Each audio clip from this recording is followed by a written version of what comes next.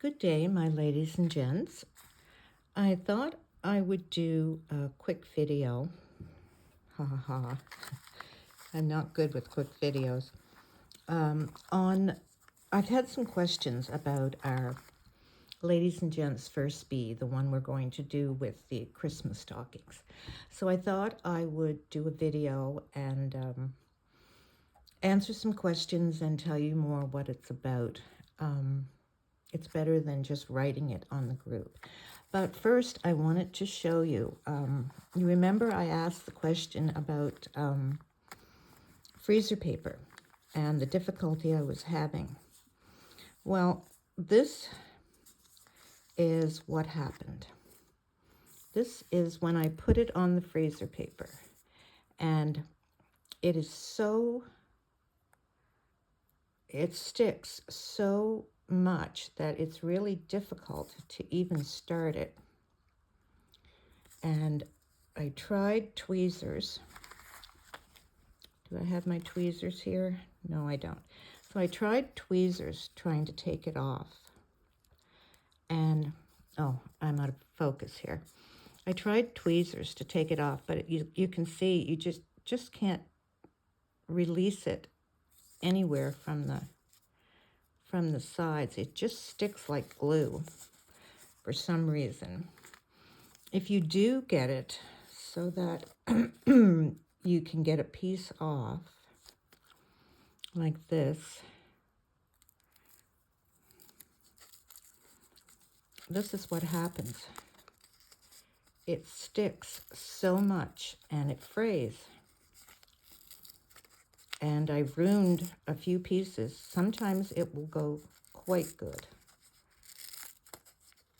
But the fabric is so old and so thin, it's thin like tissue paper, actually. And there's just no way I could get that off.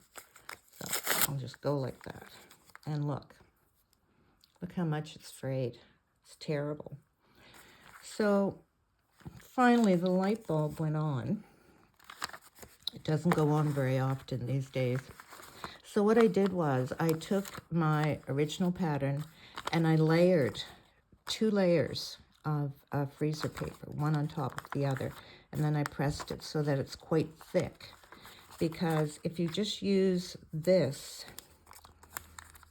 and put it on and then try to trace it, it doesn't work as good. You know, you need something to guide your whatever you're marking with. And I did use these. To get this off, I soaked it with water. I completely soaked it. I didn't put it in water. I just soaked it.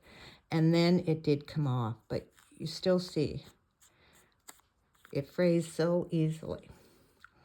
So I took my 3 layers of freezer paper. I ironed it on. And then I'm actually using a pen because I didn't have anything else. And I just marked around it.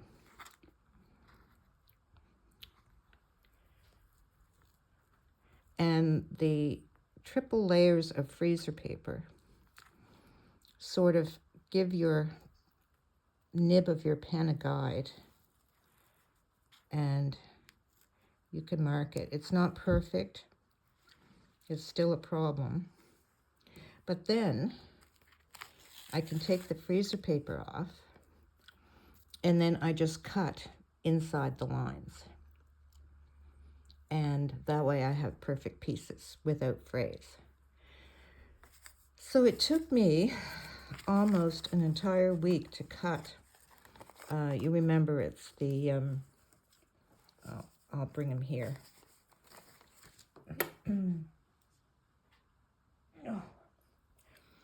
It's Mama Kitty. And the old wool is this. And you don't turn it under or anything. You just blanket stitch it. But that was the dickens to do. But finally I have that done. So now I can concentrate on our bee that we're going to do. And I apologize for the lighting. I don't have good lighting here. Now, this is my original stocking. This is Avery's Here Diddle Diddle. And it's the cow jumped over the moon, cat in the fiddle, little dog barked, and the dish ran away with the spoon. Now, I should say first that there is a seller on Etsy that's selling these patterns. They are my original patterns. The licensing agreement was to sell the patterns, and I don't get any money for them. But the patterns are still copyright to me, as are the photos and the templates. The only thing that someone else can copyright is the instructions and the supply list. That's about it. So we're not going to use these. We're going to make them from scratch, just like I did in the beginning. And what we're going to do is we're going to find some wooden stocking stretchers. I should measure this, actually. And many of you do have your own stocking stretchers. So let's see. It is 30 inches from top to toe. Now, there are many different types of stocking stretchers, so I'm going to get a few and put them on, ladies and gents, and we'll choose the stocking stretchers that we most like and the ones that we want to reproduce. Some of them have the smaller piece here. Some of them are just very straight and look like a man's stocking, and I have used those before. I've used them with pennyrock circles on them. So we'll do a few different types. We can do small ones, we can do short ones, we can do longer ones. This is usually a good size. They hang nicely, and in my photo I have stuffed them with tissue paper and then just opened it up and put a few things in the top to make it look like it's stuffed. Now, once they're finished, they're 6.5 inches. So when we do the stocking stretchers, if you have your own to do, you are going to have to add a seam allowance. Now, I have done these, and then I blanket stitch them. So this one from my original stocking stretcher has about that much seam allowance on both sides. So remember to do a seam allowance, and of course we'll go through this when we actually have all the templates and everything. The other thing I wanted to mention is this isn't the type of thing that we're going to do it and everyone has to do it at that time and everyone has to stitch it and everything. That's not my purpose. That's not what I want to do. I want to have ladies and gents as a pattern group. And by that, I mean, I'd like to do some history as if we were back living in a farmhouse in the 1900s. And we're looking through the farmhouse and we're going to use patterns from different things. It could be the stocking stretcher. It could be cookie cutters. It could be something on a piece of china. You know, you see a flower on a piece of china. You get the idea. Maybe I'll put that in a hooked rug pattern or something like that. It could be weather vanes. Weather vanes are big for patterns. You see them, horses in hooked rug patterns and that sort of thing. So we're going to just play around and do things like that. And the patterns are going to be on the group. We're going to leave them in the files, and they are yours to use for your own personal use. Please, for your own personal use. By the time we go through this, of course, you'll learn how to recognize patterns from antiques. Patterns that are around the house, even now. You do have to be careful of copyright for patterns now. But if you have antiques, look around your house. You probably see things that you wouldn't even think about using as a hooked rug pattern or wool applique pattern or something like that. So that's what we're going to do. And the first one we're doing is the stockings. Now, the first step in the stockings is we need the stretcher. So we pick out the stretchers that we like as a group, and then I will size them and I will make the pattern. Then the next thing we need is the decorations. Now, the decorations we'll take from cookie cutters and we'll do the same thing, but this is something to think about. My 3 stockings told a story. One was Avery's Hey Diddle Diddle, like this one. Another one was a menagerie with all of the animals in a farmyard. And that was taken from another one of my wool applique rugs. And then the other one was a sampler where it was men and women and children and everything in our life. Animals, hearts, things like that. Also with these, you can put initials and things in them. So think about what you would like to do for a story around the time that we're going to do the cookie cutters, because then you'll be looking for specific cookie shapes for your story. I think you could do the 12 Days of Christmas with the different animals. You couldn't put 12 of the same, but you could have one of each. You could do your family history. You could do you and your husband, your children, your grandchildren, pets. You can do, if you have dogs or cats or anything like that, you could do, and the ones that have been in your family, your treasured pets, and then maybe embroider a name on them or something.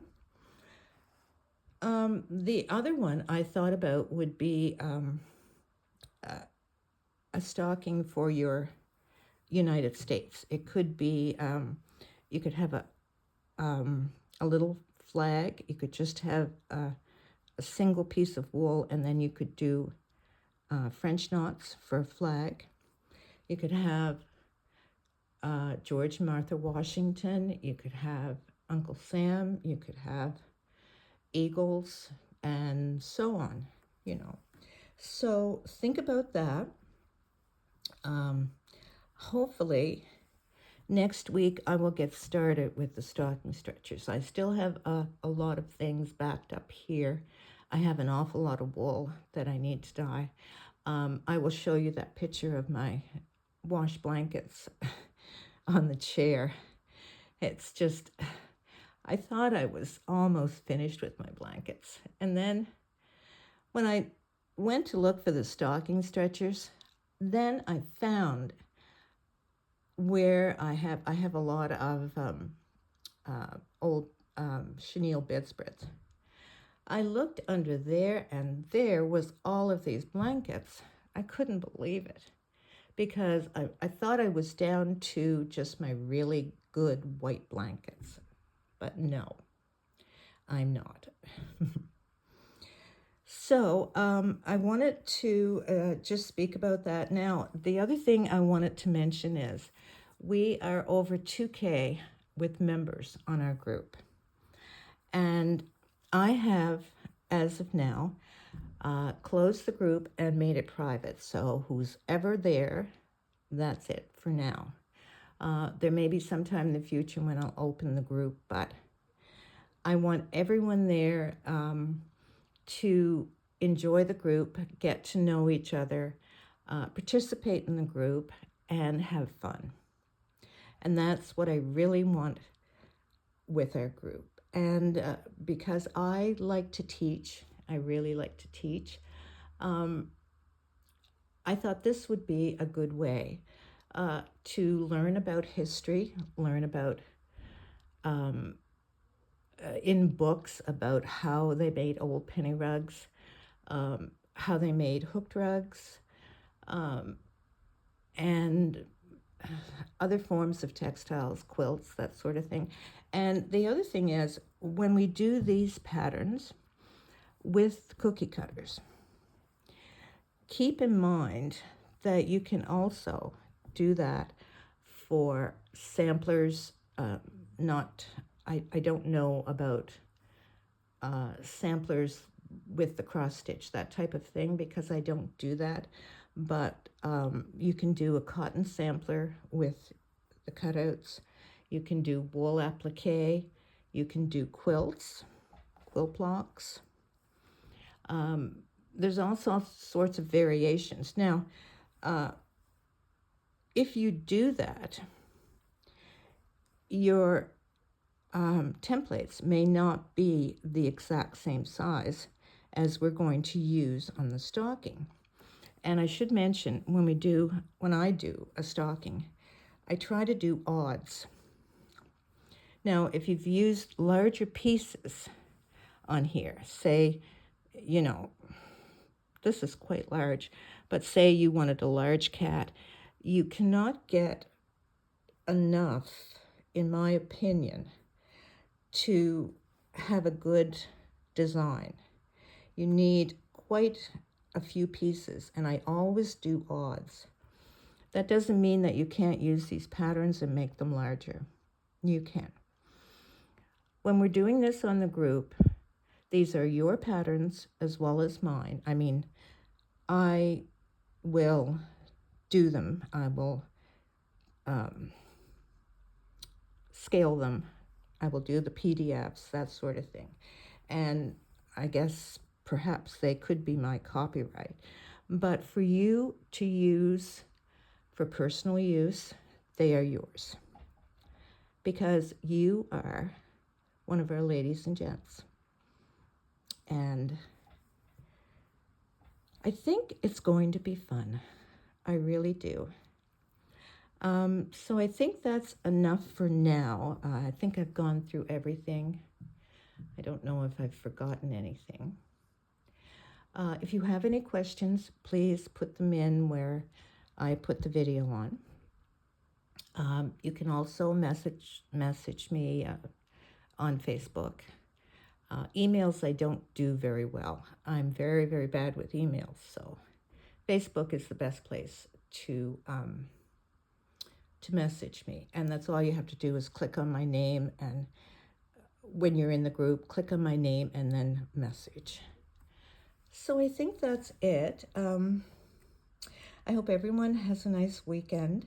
I am going to put something on.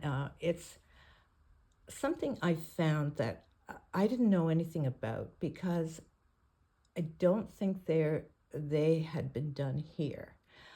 It's something called sailor's wool work, and it's mostly in the UK, British,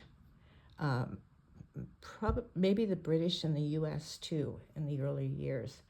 But they did embroidery pictures of ships when they were at sea. So I want to put that on before we start this, because I have it on my computer. I have everything bookmarked, and I just need to get finished with that before I do that. So, yes, I think that's it. Okay, have a wonderful weekend, everyone. I hope everyone is going to enjoy our new adventures here, our bees. And mostly it's to have fun. So don't worry about If you do something wrong, don't worry about, whenever you are in doubt, always ask questions. Someone will answer you. If I'm busy and I don't get to the comments, I'm sure others will. So, okay. And that's it. That's the start of our first bead.